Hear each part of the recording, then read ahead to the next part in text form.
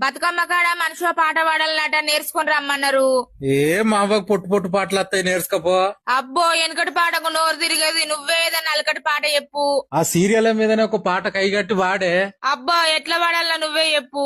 ఇప్పుడు కార్తీక దీపం సీరియల్ ఉన్నది, ఆ సీరియల్ చూస్తే నీకేమనిపిస్తుంది? పెళ్ళమ్మగాన్ని ఎట్లా విడగొట్టాలని ఉన్నది. ఆ గట్లనే ఒక్కొక్క సీరియల్ ఒక్కో రకంగా ఉన్నది, గట్లనే వాడు. అయ్యో పాడి చూపెట్టరాదు. పాడతా గాని సపాట్లు కట్టు.